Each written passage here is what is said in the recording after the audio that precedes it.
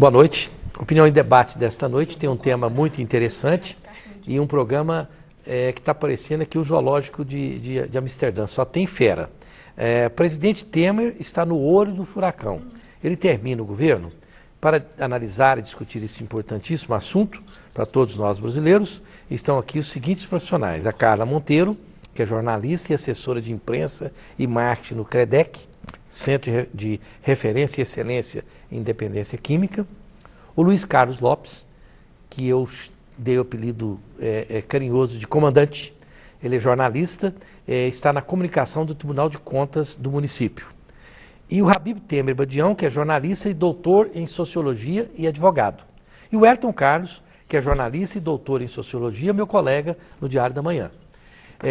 Os nossos telespectadores podem mandar suas participações ou ligar aqui pelo telefone 3201-7688 ou 3201-7708 e pelo WhatsApp.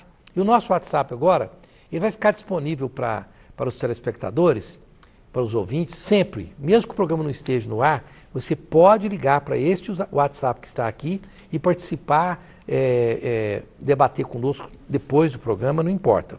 É o 998-32-0302.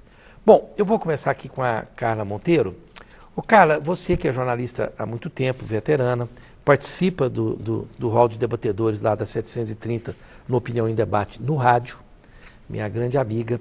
Você, na sua análise, como profissional de imprensa, você acha que na conjuntura que o país está, uma conjuntura difícil, econômica, em vários aspectos, o Temer termina o seu curto mandato no governo, que ele tem aí mais, a eleição está prevista para 2018, se não me engano, é para setembro? É setembro?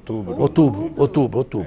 Então, ele tem aí pouco mais de, quase que, um pouco mais de um ano, né? Um ano e meio. 4 Um ano e meio. Você, para simplificar, vamos pôr um ano e meio, né? Tá. Você acha que ele termina este mandato tampão? Bom, primeiro achismo, eu não sei. Na sua análise, né? Minha bola de cristal eu mandei consertar. Uhum. Boa noite. Boa noite. Boa noite a você. Mas na sua análise, você acha que, você entende que ele termina? Eu entendi o que você quis falar. Pois não. Né? Só para você não ficar bravo comigo. Não mas, fico, não. Sim, o Sarney, que é o Sarney, conseguiu. Né? Para o Temer sair, precisaria de uma grande mobilização. Né? E essa mobilização não adianta ser uma mobilização por parte só de trabalhadores. O trabalhador não é organizado no Brasil. Tá? Haveria necessidade, nesse instante, de ter uma mobilização também da parte da elite, como houve na época do Collor. E da Dilma. Hã? E da Dilma também. Sim, mas eu estou falando mais antigo, porque assim, parece que as pessoas conversam a respeito do Temer, parece que a questão da conjuntura, a questão econômica, como se não houvesse nada antes de 2002. Sim. Você entendeu? Se o Brasil fosse inventado de 2002 para cá e todas as mazelas que estão aí instaladas, né, fossem culpa dos dois últimos, penúltimos governos. Sim. Né? Isso é uma bobagem, isso é um simplismo, isso chega a ser deplorável, mesmo não tendo votado nesse povo. Tá? Okay. Agora, ele termina? Eu acho até bom ele terminar, porque se ele for apiado agora, quem vai escolher vai ser o Congresso Nacional. Né? Um Congresso rejeitado, um Congresso ruim, um Congresso sem a menor credibilidade, mesmo ele sendo reflexo daqueles que o elegeu. Okay. Né? Bom, Luiz Carlos Lopes, existe toda essa conjuntura que a Carla expôs muito bem. Entretanto, me parece que há também uma enxurrada de delações que levam a acreditar com muita clareza que houve uma coisa de muito errado na eleição da Dilma e do Temer, cuja ação está correndo no Tribunal Regional, no TSE, Tribunal Superior Eleitoral, não é?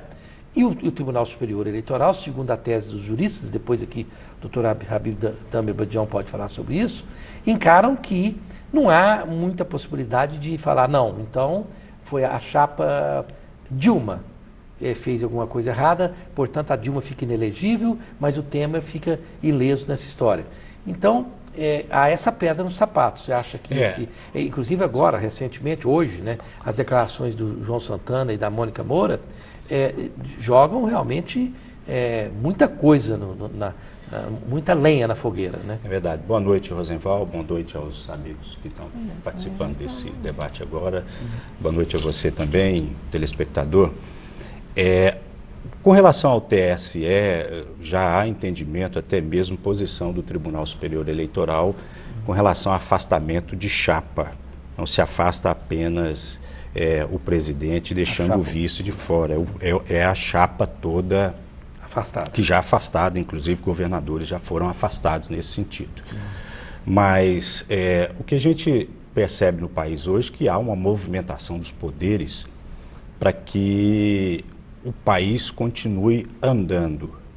É o que a gente, logicamente, percebe do Supremo Tribunal Federal, do próprio TSE, do Congresso Nacional, e para que o país continue andando, apesar de todas as investigações que estão acontecendo. Isso é ruim ou é bom?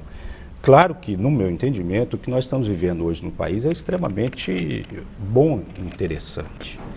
É muito bom. A investigação, ela deve ser ampliada para todos os partidos de uma forma mais consistente. Claro que tem que ser, e ainda existe partido que está fora desse processo ainda, que precisa entrar. O governo todo hoje, as principais lideranças do governo atual, do Temer, está sob investigação profunda. Até onde nós vamos observar se vai ter tempo suficiente de que essas investigações elas possam se aprofundar a esses líderes que nós temos hoje, não só no Congresso Nacional, mas do governo federal. Particularmente, eu acho que o Brasil precisa andar, o povo já está cansado de troca de governo e de que essa população a cada dia tenha um aumento do desemprego, o salário cada vez mais sendo achatados, e nós pagamos um preço muito grande por isso. As investigações devem continuar, óbvio, elas devem se estender a partidos que ainda não foram investigados, ou estão sendo investigados, mas a Justiça ainda não botou a mão nesses partidos de forma dura, como já colocou em outros partidos. Mas eu acredito que o que nós precisamos hoje é que o país continue. Se vai chegar bem ou não o final do Temer, é uma incógnita para todo mundo, mas que vai chegar, eu acho que chega. Bom, Habib Temer Badião, evidentemente que, ao contrário do que deixa transparecer, todos os países, os poderes constituídos, judiciário, legislativo, executivo, tem momentos que eles saem um pouco daquele rito estrito vamos supor, da legalidade, como nós estamos no Brasil, né? E passam a observar também, e principalmente, o que interessa para a população. Porque, num dado momento, pode ser que uma decisão que seja estritamente dentro da legalidade, ela deva ser aplicada, mas isso vai ter consequências muito grandes para milhões de pessoas. Aí cabe ao jurista também, e isso acontece em outros países, ao contrário do que a gente imagina aqui, cabe ao jurista também verificar se esse tipo de ação, que consequências terá. Então, eu acho que no Brasil hoje nós estamos, sob o ponto de vista da legalidade, estamos tendo esta grande encruzilhada. Vai decidir como? Pela lei que precisa ser cumprida e deve ser cumprida, mas observando as consequências jurídicas. Então, acho que nós estamos nessa encruzilhada. Ou você, como grande advogado que não enxerga assim? Nós temos duas vertentes para serem observadas. A primeira delas, o telespectador pode até ficar preocupado. O Brasil não tem a preocupação com a ordem nacional. Não há uma preocupação com a ordem nacional. Você sabia que nos Estados Unidos tem mais de 1.600 políticos presos por corrupção? E você não tem notícia nenhuma da prisão desses políticos. O mundo não conhece isso. Por quê? Porque existe o princípio da ordem nacional. Vai lá, toma o dinheiro dele, prende e acabou a conversa. Não tem que fazer propaganda, não tem que fazer propaganda de coisas que perniciam ou que destroem o princípio da ordem nacional. É muito importante isso. Se nós somos assaltados na rua, se nós somos esses arrastões, isso aí vem da anarquia que é fomentada pelas notícias que denigrem a imagem da autoridade, denigrem a imagem do Estado, isso é perigoso. Numa outra vertente, até o estranho que os nossos ministros do Supremo Tribunal deem sequência a isso, Não tinha que haver processo após a posse. A posse do político no cargo, porque é uma lei atuária. Eles ficam revivendo aquilo e desestabilizam o político de trabalhar. Tinha que ser julgado todos os processos até o dia da posse. Isso é a obrigação dos juízes a todas as denúncias serem apuradas, julgadas e sacramentadas. O candidato, depois de tomar posse, o passado dele morreu. Ele tem que trabalhar para o povo. Ele tem que dar sequência ao voto do povo. Agora, lamento profundamente que a lei, a doutrina... Essa é a saída do Temer, né? É o que o Temer está esperando, é justamente não é a isso questão aí. do Temer está esperando, Não, mas não, eu nós vejo por um lado o entendemos. seguinte, Do é TSE. a questão da ordem nacional.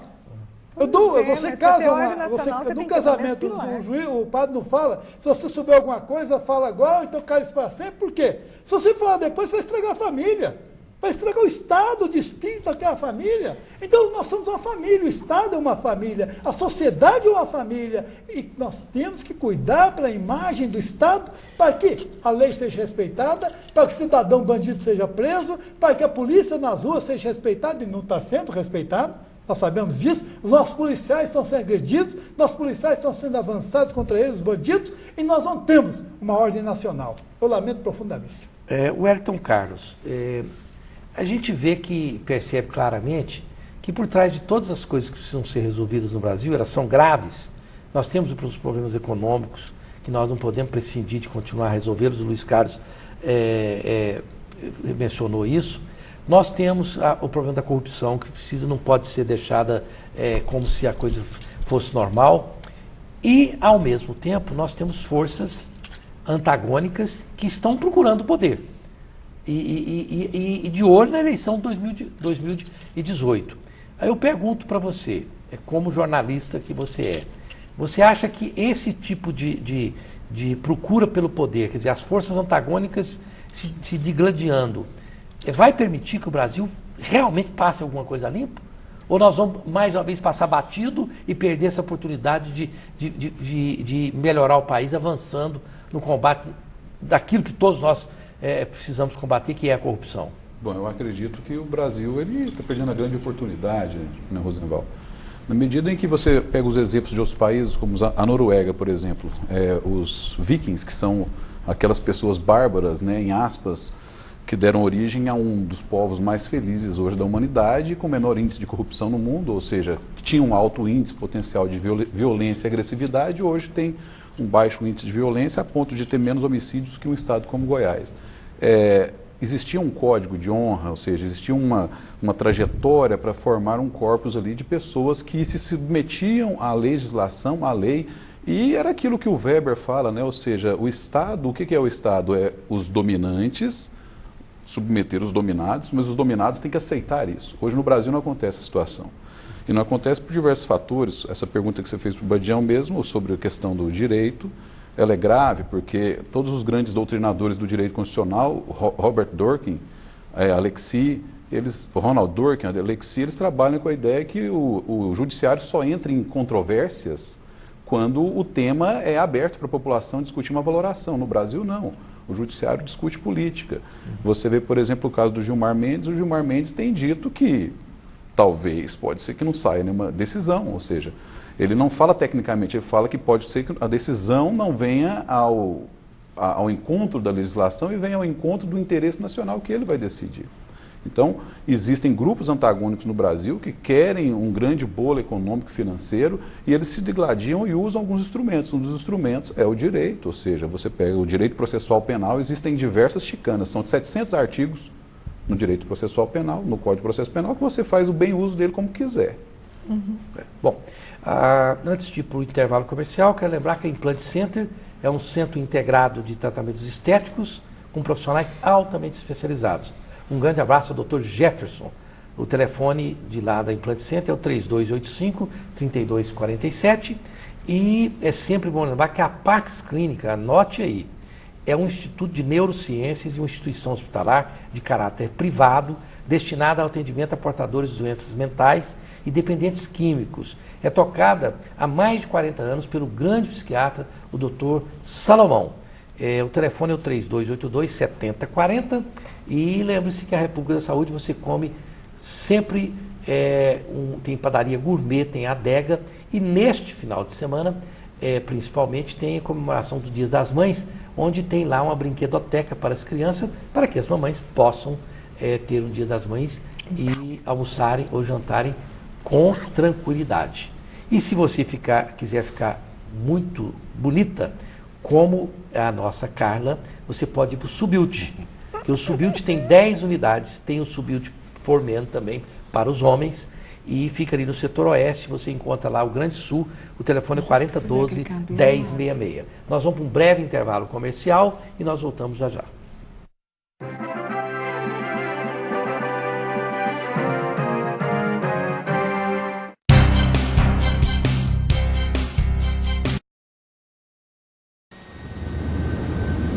Quando a gente é pequeno, aprende que o mais forte defende o mais fraco. Que o maior protege o menor. E você acredita que sempre vai ter alguém por perto para cuidar de você. Para muita gente, isso já é verdade. Pelo menos para quem tem Tecnoseg. Tecnoseg, segurança para a família toda. Ter mais de 20 lojas à sua disposição. É prático. Vestir uma moda atual e com caimento perfeito. É essencial. Usar um jeans de qualidade que dura a vida toda. É incrível. Parcelar em até 5 vezes sem juros. É irresistível. Calça jeans feminina ou masculina a partir de 5 vezes de R$ 29,90. Do chique ao casual, para todos os estilos e bolsos. Uma moda universal. Jean Darro. Viva seu jeito.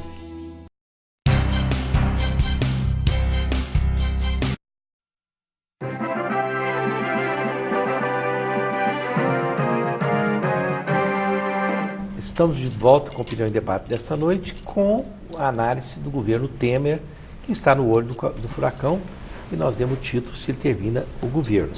Bom, me parece que houve um consenso que ele deverá sim terminar o governo. O próximo programa nós vamos falar sobre a lei do abuso de autoridade, analisando os pontos positivos e negativos da proposta. Aqui, Rosenval, manda um abraço para o seu telespectador, Vanderlei de Jesus. Vanderlei, um abraço a você. Boa noite, Rosenval. Meu nome é Alice e, na minha opinião, o presidente Temer termina esse seu mandato. Mas ele fará um estrago ao Brasil com suas reformas trabalhistas. Não concordo com nada. Vocês podem comentar sobre isso. Parabéns pelo programa que está de alto nível. Eu passo aqui para o Wellington Carlos. Wellington, as reformas trabalhistas é interessante porque, num dado momento, você percebe, inclusive, que o próprio Lula falou que precisaria reformular a lei. A lei vem do tempo de Getúlio Vargas. Há um consenso entre os analistas de que, da forma como está, nós poderemos ir para a bancarrota em 1922, que está aí, né? Desculpa, 2022. 1922, estou retroagindo no tempo. 2022. Então, me parece que nós entramos num gatilho emocional, numa discussão que deveria ser técnica. Como que você vê esta equação? Porque me parece que virou um fla-flu, onde a parte emocional está engolindo a parte que deveria ser técnica. Ou você não enxerga assim? Não, eu acredito que é exatamente isso, Rosenval. E o problema maior continua sendo um governo que não consegue... Aquilo que eu falei, que o Weber diz o que é um Estado, ou seja, os dominantes... Eles submetem os dominados e os dominados aceitam, ou seja, aceitam. Tem até um discurso, você tem um discurso contrário de um e de outro, mas aceita. E é a lei que normatiza essa situação. Só que o problema é que o Temer não tem legitimidade, em tese, em aspas. Ele é o vice, tudo bem, assumiu, mas ele, pela popularidade, ao se medir a popularidade dele, tem uma popularidade mínima. Então, para você implementar reformas, que são coisas que são estruturantes, que mexem nas principais engrenagens do Estado, você precisa ter popularidade. Então, o que acontece? Se você apresenta uma proposta dessa, a gente vai falar, mas e a reforma tributária? E a reforma da Previdência que deveria ter sido feita? Então, no Brasil, nunca se foi feito reforma de nada, a não ser na Constituição de 1988. Você pega, por exemplo, se fala que a reforma trabalhista vai ser feita hoje, mas a legislação muda daqui 5, 10 anos e fica uma coxa de retalhos. As pessoas falam que a legislação é da época de Getúlio, mas muitas coisas foram agregadas há poucos anos, 10, 15, 20 anos. Então, para resumir essa minha opinião, é que você teria que debater com a sociedade essa discussão e a reforma, sim, tem que ser realizada. Agora, quais são os parâmetros dela? Então, quando você faz uma lei e os subordinados não aceitam essa lei, do ponto de vista técnico-jurídico, essa lei não vai pegar. Mas ela vai acontecer, né? Eu acho vai que não acontecer. acontece. Vai acontecer, no mas quando pacote. muda um governo, É. eu mudo Ela- essa lei. Eu É, mudo mas a lei ela vai- tranquilamente. Mas mudo ela a lei. vai E acontecer aí, porque o é Congresso, o presidente atual, ele não está preocupado com popularidade Mas não dele, é porque questão ele de trabalha. preocupação. Eu acho que o negócio é mais profundo. Qual o país que nós queremos? Qual a forma? isso não foi qual é a perguntado pro forma? país. Não foi Qual a perguntado forma pro que país. nós queremos para ter um país que se relacione, possa se relacionar entre aquele que tem o poder, o capital, e aquele que tem o trabalho? Qual a relação? Porque eu vejo que hoje nós estamos buscando uma forma mais ligada. Nós estamos na América, Estados Unidos. Você já morou muito tempo nos Estados Unidos. O povo americano é um povo feliz? Você acha que é um povo feliz? Não. O povo americano é um povo feliz? Não. Não. Feliz não. Não é É um modelo povo para o feliz. Brasil. Então, mas... É um povo então- que tem várias facilidades que poderiam Não. levar, Eu acho que teoricamente, assim, nem felicidade, a discussão nem ela satisfação. precisa de ser mais profunda. Será É. que nós temos exemplos na Europa de relação entre Não, a legislação brasileira entre é capital, Mas nós entre temos capital condição de e fazer trabalhador isso, Luiz. na Europa com qualidade para que você possa ter o trabalhador se sentindo bem, ir ao trabalho e trabalhar, e o empregado numa relação mais equilibrada, mais harmônica. respeito. Não é o que se parece que nós vamos ter, não só agora, mas como daqui a alguns anos. Eu cito um É exemplo. essa preocupação que precisa existir. Mas a Qual reforma é a relação? tributária, Eu cito Pois a é, reforma mas essa tributária. pergunta não, é só para ajudar. Você está perguntando qual é a relação que nós vamos ter. É. Né? Mas não foi feita essa pergunta. É, mas- A proposta foi num gabinete, Meirelles apareceu com uma proposta dizendo assim, temos que fazer reforma Sim. trabalhista e reforma previdenciária. Que tipo de previdência que nós queremos? Nós queremos continuar alimentando, né, um orçamento paralelo para para custear os gastos do Planalto, ou nós queremos uma previdência atuarial? Agora, esse é o Nós ideal, mas não é o que vai não, passar. eu Esse é o não ideal. vou- Essa discussão é importante. Eu acho que nós estamos Porque senão falando mais ou menos nós a mesma ficamos como coisa. no rádio, nós estamos na televisão. Ah, tá. Né? E que nós estamos, nós estamos acostumados no rádio, então está ficando igual um programa de rádio. Mas, pois não, Badião. Eu entendo, e isso é muito sério, a degradação doutrinária do Brasil vem desde 1911, quando houve a reforma educacional de Rivadavia Corrêa. De lá para cá, nós aprendemos simplesmente a raciocinar e decorar. Tiramos a crítica do estudante, tiramos a crítica da educação, temos um bando de gente, vacas de presépio, que a mídia leva para um lado, leva para o outro, nós estamos caminhando, e o Lopes colocou muito bem, o que queremos? Nós Olha, não eu queremos tenho- nada, eu mas tenho aí que porque essa dizer- sociedade que aí está não conhece o país que ela tem. Eu tenho Ela que não quer nada, ela quer simplesmente. Pois é, o mas cara aí quer tem que resolver a discutir um hemorroida atavismo, dele, derrubando a sabe? presidente da República. Quando quer resolver o problema da Atavismo separação por conjugal, atavismo, nós temos derrubando a presidente da exploração. República. Bom, eu tenho que dizer que nós temos uma telespectadora, todos os telespectadores são ilustres, mas temos uma especialmente Hiper mega. muito do meu coração, que é a minha colega Luciana Finrode, que está dizendo que o debate, parabéns a todos, que o debate está muito bom. Bom, aqui, ô Badião, o Pedro está dizendo, boa noite, Badião, gosto muito das suas ideias, porque elas são a voz do povo. Eu queria ver o juiz Moro preso, porque ele não respeitou a nossa Constituição. Agora, a pergunta que eu passo a você, Badião, é o seguinte, eu entendo que um país, e aqui eu não estou entrando em juízo de valor sobre as atuações do Moro, porque elas poderiam levar a fazer um outro programa. O que eu quero dizer é o seguinte, não é uma coisa danosa ao país quando a população chega a pensar que um juiz tem que estar preso. Aí que me incomoda, que a figura do juiz, ela precisava invocar aquilo que existe de mais precioso, que é o último bastião para que a coisa entre no seu eixo democrático. Então, você não acha que isso é um sinal dos tempos? Quer dizer, alguém pensar que um juiz tem que ser preso? A ideia é a seguinte, a mulher do rei não tem que ser honesta, ela tem que parecer honesta. Sua Excelência, o juiz Sérgio Moro, me desculpe eu colocar dessa forma, mas eu sou na justiça há mais de 42 anos, eu vi um dia o juiz se dá para suspeito porque um do meu cliente é dono de uma banca de revista onde ele compra revista. Quando ele entrou na sala de audiência, ele virou para o juiz: Ô excelência, bom rever o senhor.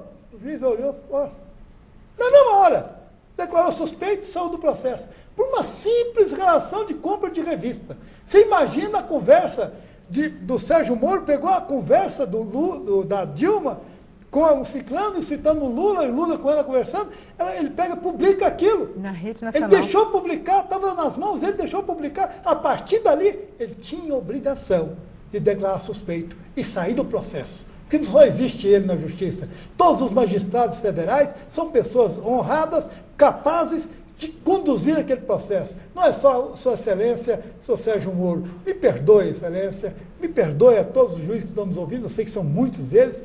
Eu não gostaria nunca de continuar no judiciário nesse nível, no nível que está a Lava Jato. Ele baixou o nível demais, um nível muito podre, por que não dizer gonorreico?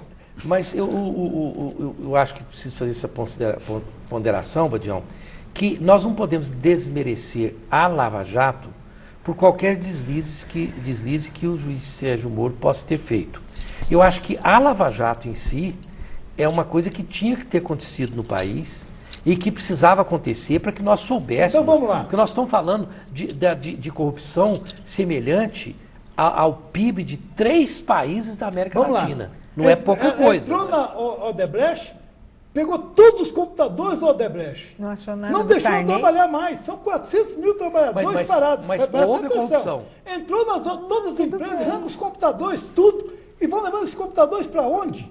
Onde tem Polícia Federal para avaliar tantos computadores? Não, mas você está me dizendo... Parou o país. Só para o telespectador entender. Desempregou mais de 2 milhões de pessoas. Você está me dizendo que a Lava Jato não devia ter acontecido? Não, devia prender os bandidos. Prender os donos das empresas, levá-los e julgá-los. Agora, não parar as empresas. As empresas estão trabalhando. Você tem a OAS trabalhando, você tem a Mendijur trabalhando, você tem a Odebrecht, tem que continuar trabalhando. Então, ela está elas trabalham com dinheiro fragmentada, público, ela está Badião. esquizofrênica. Elas estão paradas porque elas estão querendo dinheiro público. 1 milhão de trabalhadores, 2 milhões de trabalhadores, podia Pois não, parar. deixa eu colocar o Luiz nessa coisa, depois a Carla. O Badião está falando uma coisa que nós temos aqui muito perto da gente, muito claro. O aeroporto de Goiânia, por exemplo, ficou parado aí. Vamos trazer para próximo da gente, a gente ter como exemplo. E do custou que o triplo do que precisava.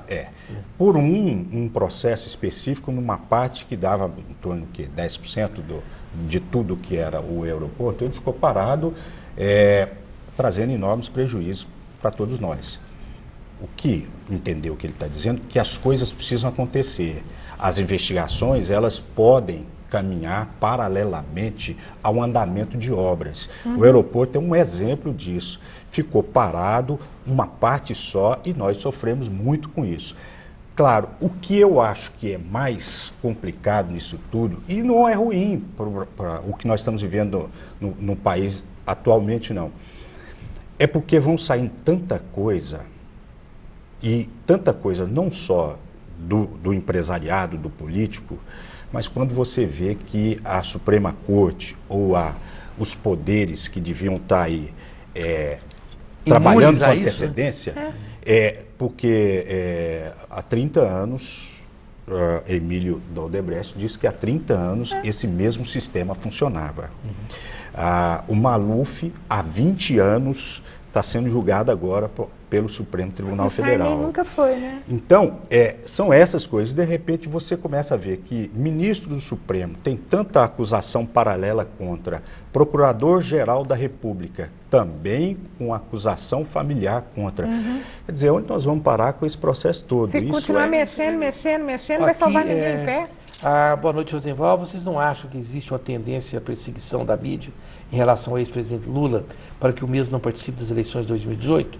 Pois os que estão no poder atualmente estão envolvidos em corrupção piores que os governos da esquerda dos últimos 16 anos. Aí, Carla, me parece o seguinte, porque houve realmente o surgimento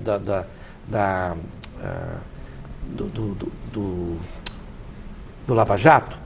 Ele teve origem, a meu ver, na possibilidade que aconteceu com o Mensalão. Se o Mensalão não tivesse acontecido, provavelmente o Lava Jato não teria chegado onde chegou. E, coincidentemente, porque ninguém é idiota de pensar que o Brasil, a corrupção nasceu com o governo do PT, porque isso não é verdade, mas, coincidentemente, o PT estava no poder e aí a coisa está caindo no colo justamente desse governo. Então, eu não acho que a mídia precisa ser culpada do que está acontecendo, porque seria fazer uma análise simplória. Porque se a pessoa não tem culpa, não tem envolvimento em nada, a mídia também não teria como divulgar. Ou você acha que há uma perseguição sistemática em cima do Lula, como algumas pessoas... De verdade, eu acho isso uma bobagem tão grande. Eu acho, particularmente, eu acho uma bobagem. Na década de 60, na década de 70, a Veja era a melhor coisa que existia para a esquerda. Era a melhor coisa. Porque se você porque dava voz para o Lula. Não, porque dava voz nacional a questões que aconteciam nos porões, né, ou nas berolas desses porões. Tá? Então era a melhor coisa. A rede nacional, que foi criada para não desmanchar o país, quando houve o golpe na década de 64, na década de 60, cada família, 5 famílias foram chamadas, né? Jogou-se dinheiro, jogou-se tecnologia, organizou-se, fez-se a rede nacional todinha para manter integralizado o território.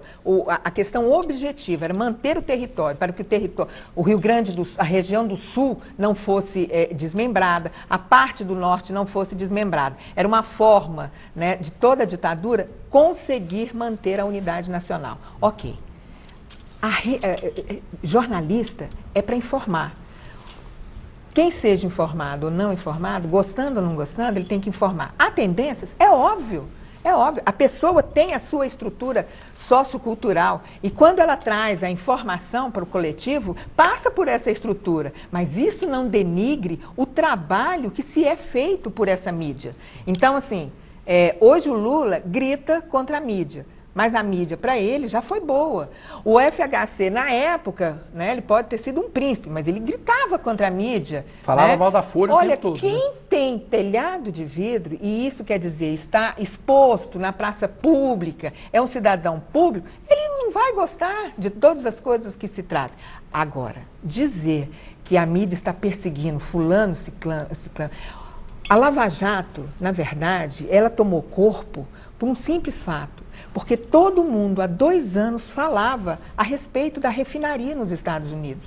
Todo mundo falava, eram os bastidores, na mídia se falava. Quando é que alguém vai dizer que aquilo deu prejuízo? Quando é que alguém vai levantar um material e dizer assim, olha, o Conselho aprovou uma porcaria.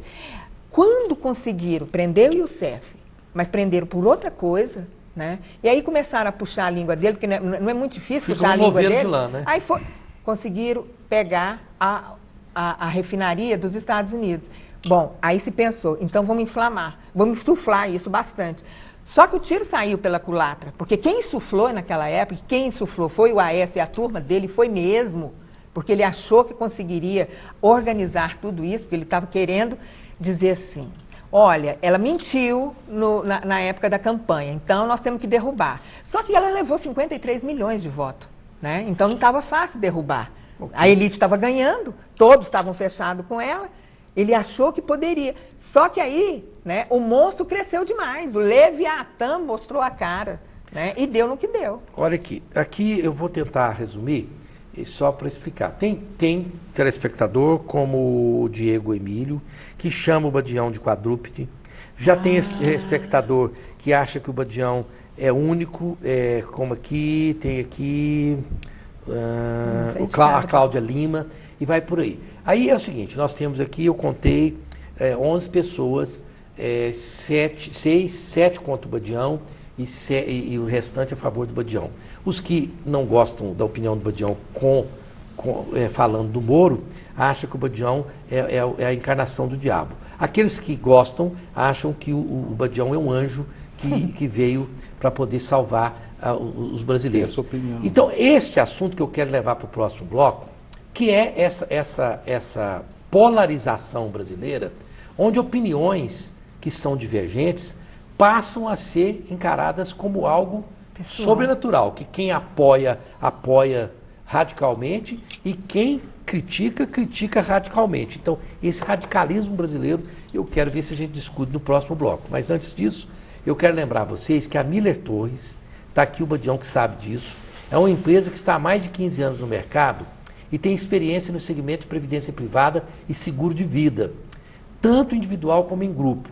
Se você quiser fazer uma previdência privada para saber quanto que você deve guardar para que seu filho vá à faculdade, por exemplo, uma faculdade fora do país, você liga para Miller Torres. O telefone é o 3093 8080. E você terá informações de um especialista, informações preciosas. O telefone deles é o 3093 8080, vou repetir, a Miller Torres é especialíssima neste assunto. E eu quero indicar para vocês a Credjur, porque a Credjur trabalha para oferecer sempre o melhor ao profissional de direito, garantindo as menores taxas e preços e condições e benefícios aos associados. Associe-se a Credjur e aproveite as vantagens. Você não precisa ser ligado à OAB, basta você ser bacharel em direito. O telefone é o 3216-0102. Nós voltamos já já.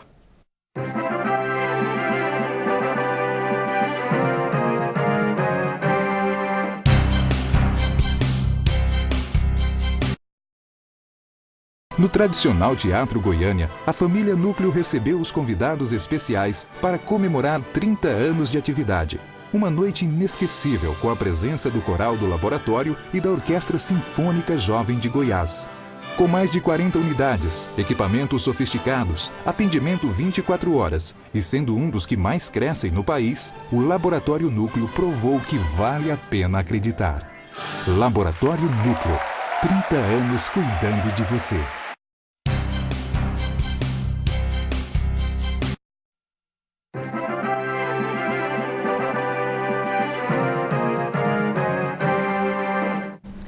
Estamos de volta com a Opinião em Debate desta noite, fazendo uma análise do governo Temer, da conjuntura política nacional.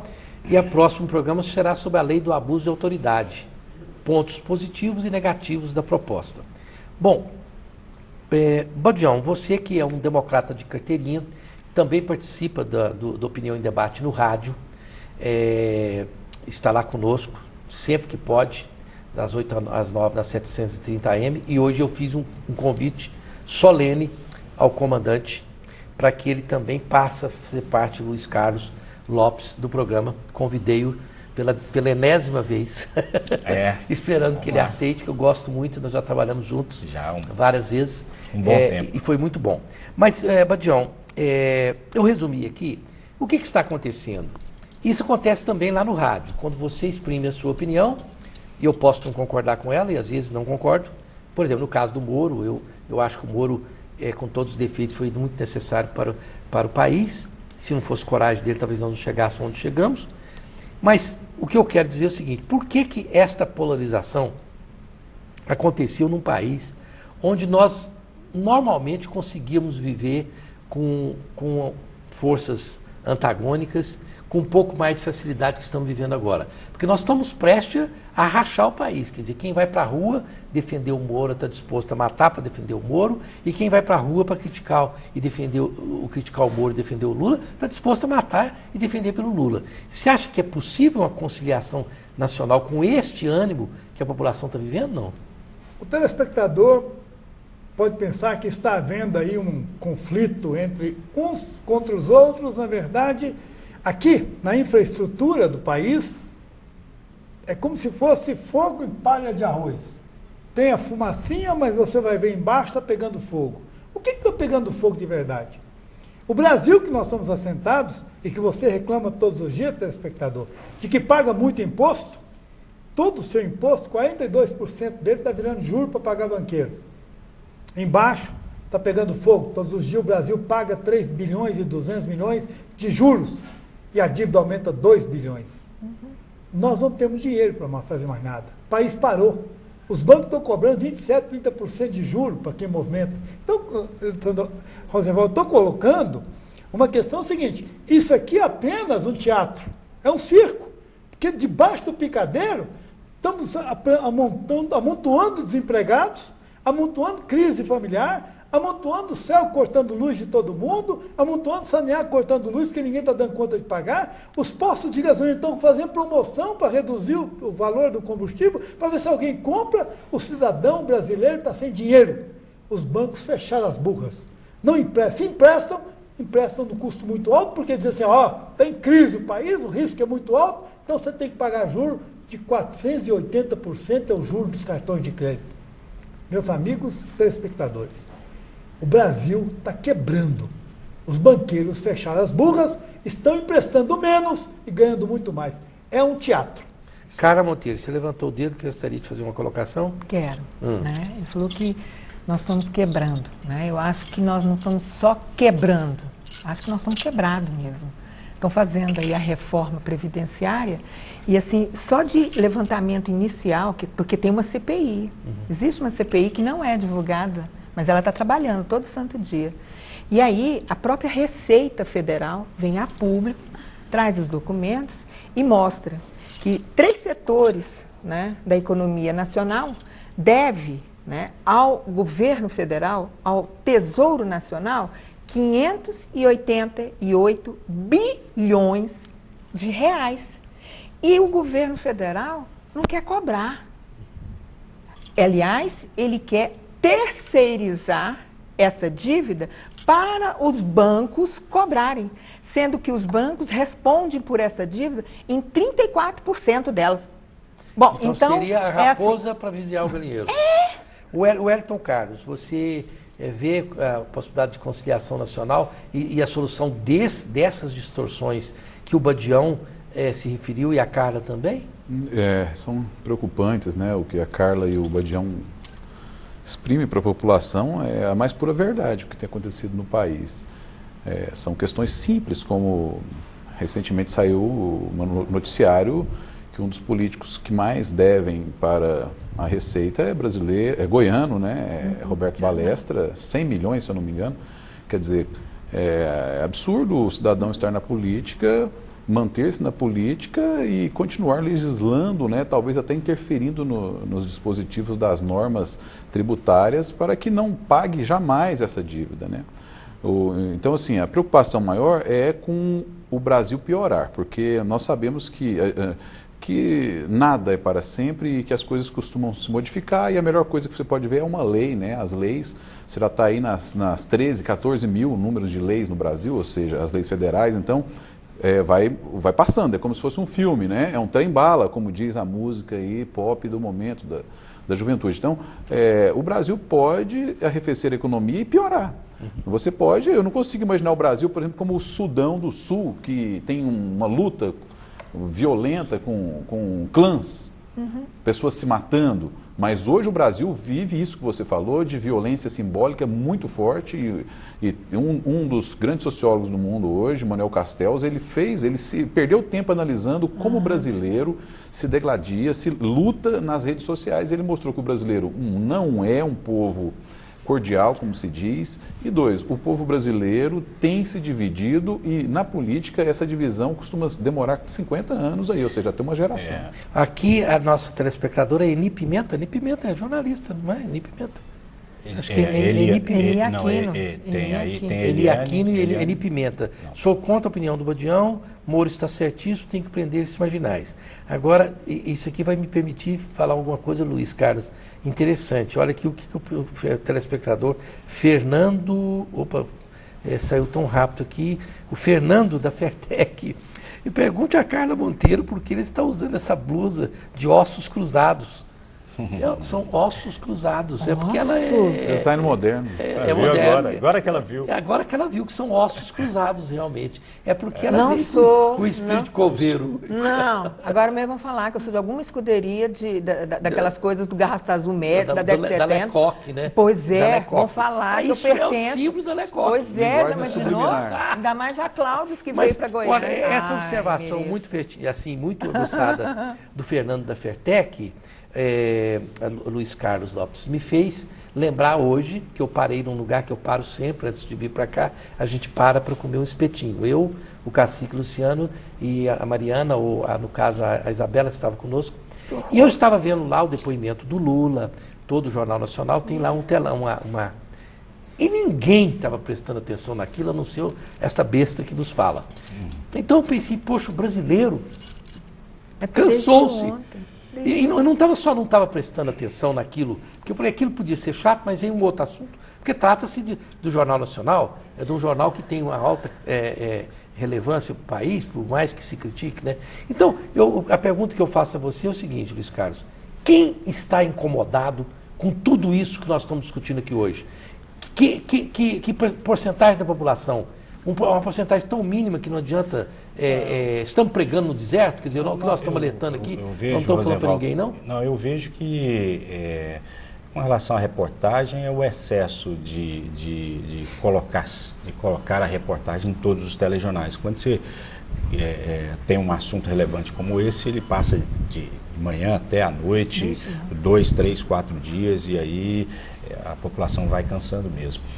Mas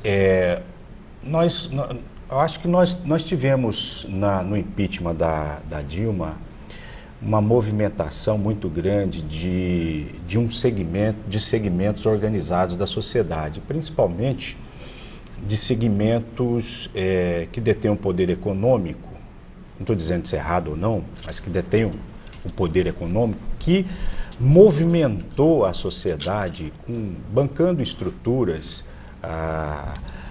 para que o movimento pudesse acontecer. Alguns governos também entraram nesse movimento para que a sociedade, de uma forma geral, pudesse participar daquele movimento.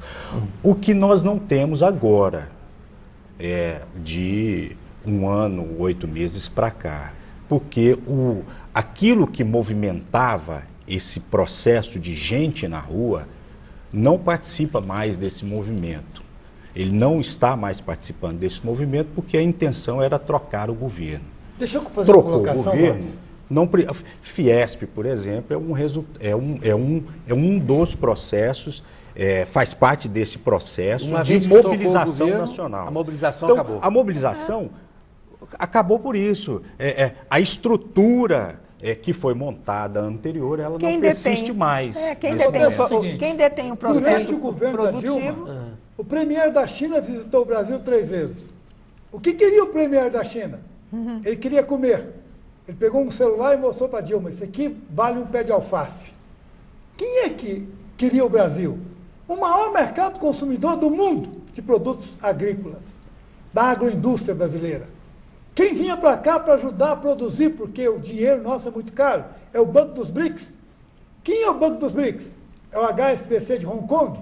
Empresta 1% ao ano. E se um empresário der sem emprego, não tem juro. O dinheiro é emprestado sem juro nenhum. Como é que nós vamos empreender alguma coisa no Brasil pagando juros da forma que nós estamos pagando? Você, empresário, está me ouvindo. Você sabe que o custo financeiro da sua empresa hoje não é o trabalhista mais. É muito mais o que você pega nos bancos, o que você trabalha com os bancos.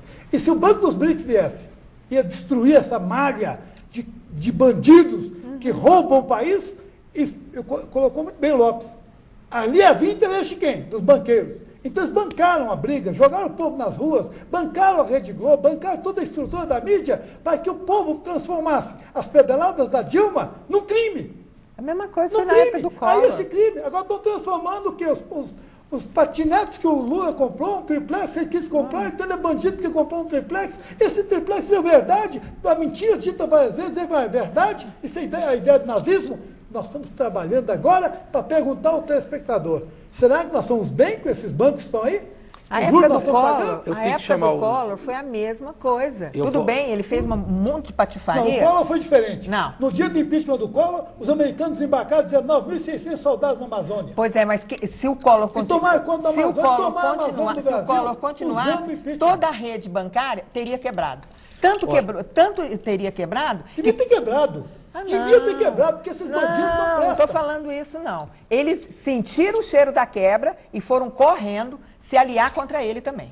Tá? Olha, eu quero indicar para vocês essa água aqui, que é Levite, é de um colega nosso aqui de produção. Está aí o nosso colega, Raulino? Hoje não, ele não está aí hoje não, mas é a água Levite. Essa água é uma das águas mais alcalinas, com o menor índice de teor de sódio do mundo, além de ter um sabor agradabilíssimo. Então você pode pedir lá na Águas do Bem, porque ela ajuda a combater o diabetes, que eu tenho, câncer não tem, graças a Deus, problemas de coração, que às vezes os políticos me dão taquicardia e eu tomo água Levite com mais intensidade. Pode ligar lá, o telefone é o 3255-9626, tem vários tamanhos que leva na sua residência.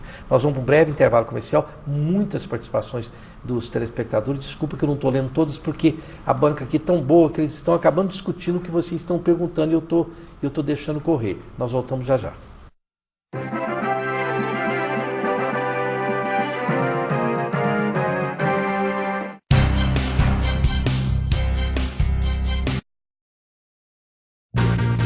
Valorize o que há de melhor em seu filho, preparando o seu caminho, acreditando no amanhã.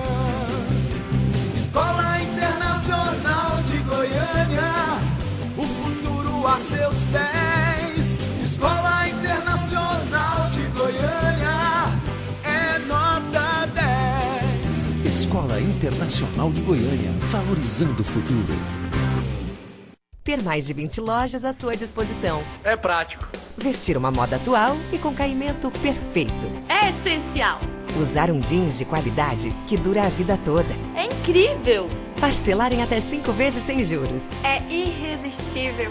Calça jeans feminina ou masculina a partir de 5 vezes de R$ 29,90. Do chique ao casual, para todos os estilos e bolsos. Uma moda universal. Jean Darro. Viva seu jeito.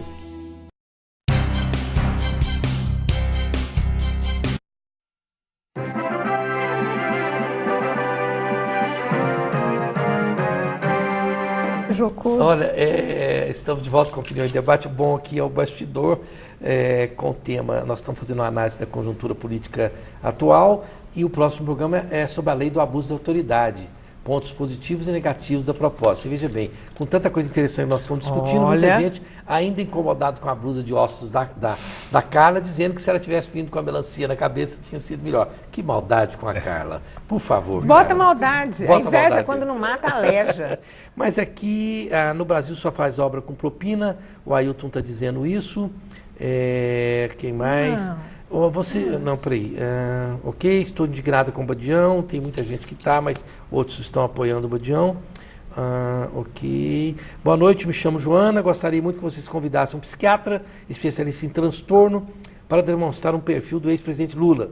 E também convocar jovens das faculdades, porque eles são alheios a tudo que está passando no Brasil.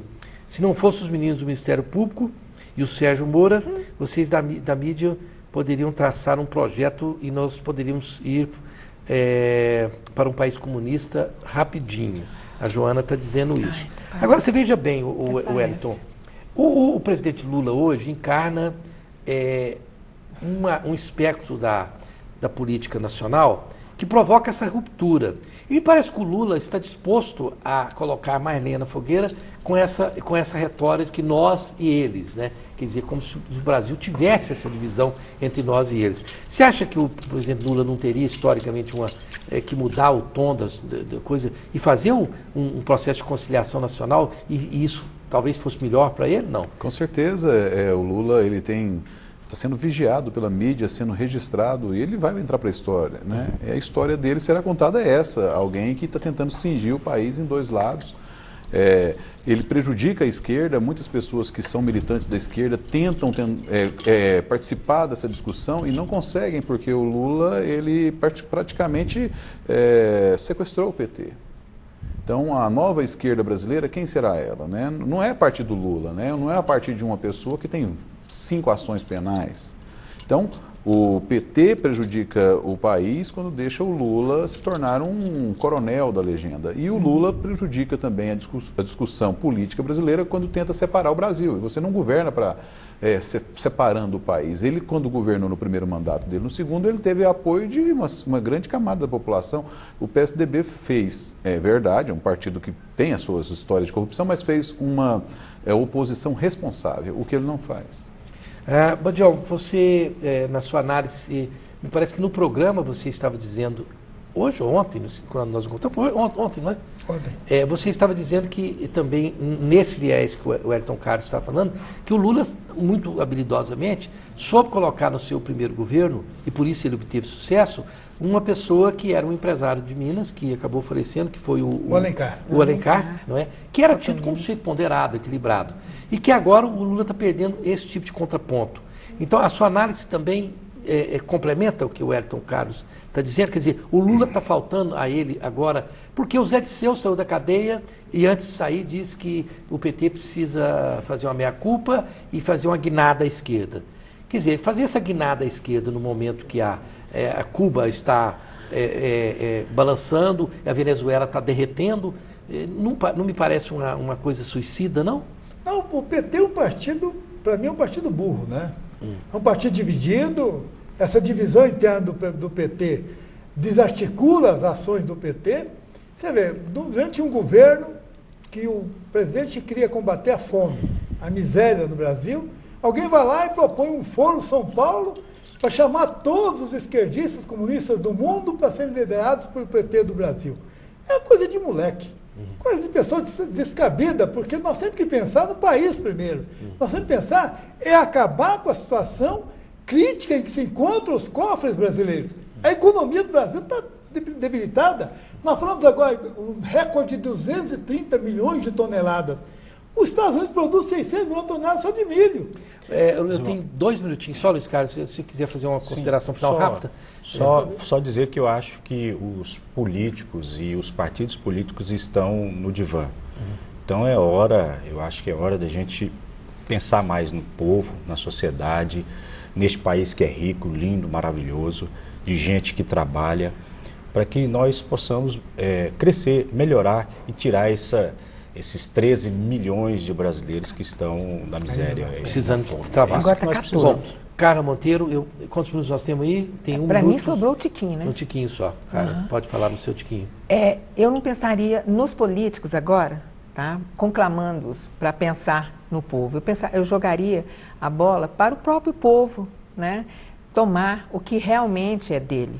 Pensar, fazer uma avaliação, pelo menos checar o que está acontecendo, porque esse negócio de ficar esperando, né, que apareça um pai, um Sassamutema, para cuidar da gente, é muito difícil. Dá muito trabalho, realmente, a gente cuidar das nossas coisas, cuidar do nosso pedaço. Mas, assim, depois dá certo, a gente pode colocar na mão de algum executivo. Bom, meus agradecimentos a Carla Monteiro, a Luiz Carlos Lopes, ao Habib Temer Badião, o Wellington Carlos. O Wellington Carlos, você também está convidado aí para Opinião em Debate no rádio, viu? Que eu gosto muito dos seus artigos e da sua verve analística. Você é um craque. É um craque, um grande craque. Bom, minhas considerações finais nesses 40 segundos que estão terminando o programa são as seguintes. Evidentemente que um país se faz com o contraditório. Talvez o grande ensinamento nacional é a capacidade que nós precisamos ter de viver com o contraditório e mesmo assim sermos uma nação onde exista o equilíbrio e as pessoas não precisam matar umas às outras porque pensam diferente. Se nós conseguirmos fazer programas com essa natureza, onde as pessoas discordam, mas ao mesmo tempo saem daqui felizes e abraçadas umas às outras, entendendo que tudo o que nos une no país é muito maior do que o que nos separa, nós vamos fazer uma nação boa, democrática e civilizada. Do contrário, nós vamos continuar com essa bagunça, essa baderna que não interessa a ninguém. Porque tem muita coisa no país que é consenso. Tem que acabar com a corrupção? Tem. Onde? Qualquer partido, qualquer lugar, qualquer pessoa. Tem que acabar com a criminalidade? Tem. De que tipo de criminalidade? Qualquer tipo de criminalidade. E se nós formos elencar aqui, são muitos os objetivos nacionais que são consenso. Vamos nos ater a esse tipo de consenso e não aquilo que acaba nos separando. Até a próxima quinta-feira, se Deus quiser.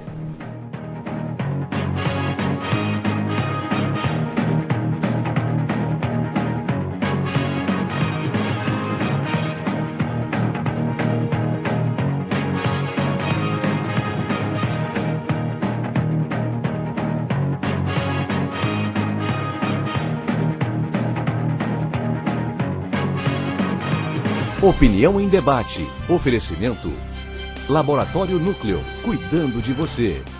Pax Clínica, há 40 anos colocando o paciente em primeiro lugar. Miller Torres, corretora de seguros.